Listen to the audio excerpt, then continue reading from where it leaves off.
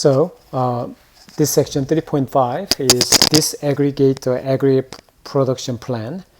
And an aggregate production plan is generally expressed in monthly buckets, time periods, over a 12 to 18 month planning horizon.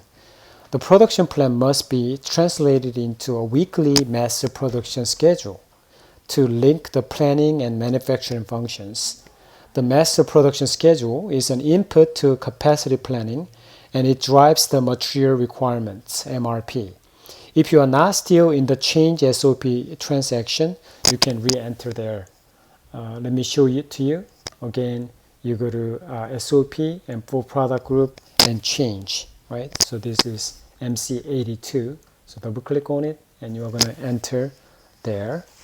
And you can make sure that it's the right product group, RF bike group, and DL00.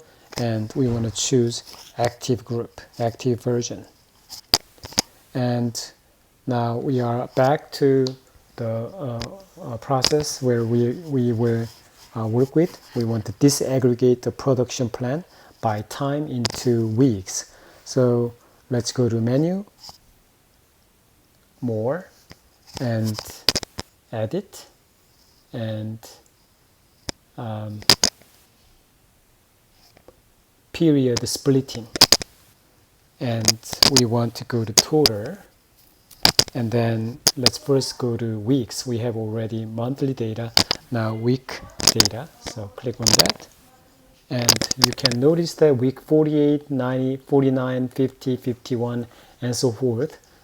We see that the weeks are broken down into the monthly weeks, right? So we started from December 3rd, 4th, so it's week 48, and then it broke it down into the other weeks. So that's what happened. And again, your exact number will differ since the dates will differ. So bear in mind that. And if you have done that, you want to save this time.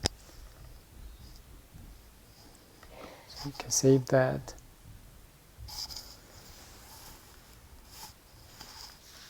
Now that's from monthly data into weekly data. Now I want to exit here, and the next thing that I want to do is I want to disaggregate our plan by product. That's what I want to do, and transfer this one to planning. So in this case, we have to use a little bit different function. So let's go to logistics, production, SOP, logistics, production, SOP, and planning. Here, planning. And for product group, and transfer PG to demand management. So transfer PG to demand management. So MC75 is the one that we are going to use to translate this production plan into product level. So click on that, and a new transaction appeared here, and we want to disaggregate this plan by product and transfer the demand information to planning. So make sure that you have the right number of the product group. 222 RF bike group is mine, and then DL00 is the place that we are going to create it, and version, let's click on there, and version A00, active version. So A00, you want to enter, and the product plan for MAT or PG members as proportional PG. So that's the last option you want to choose, and from today, right? So that's the date that I'm using.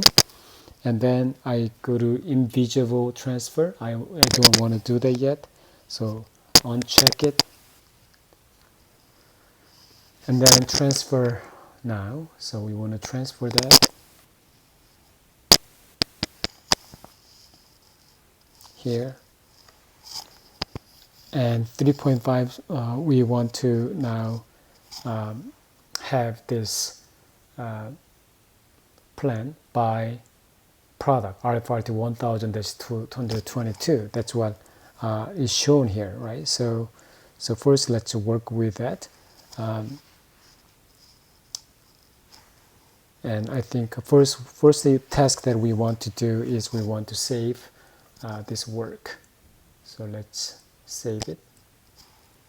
And then when you saved it, now we see RFRT 2000-222. So the first one is RFRT 1000-222. We have a bigger planning and production planning because it's more popular product. And hit save. And you have just now disaggregated the aggregate production plan for the rich front group of products. Now, at first monthly data to weekly data, and now those weekly data is divided into by product itself, RFRT 1000-222, RFRT 2000-222.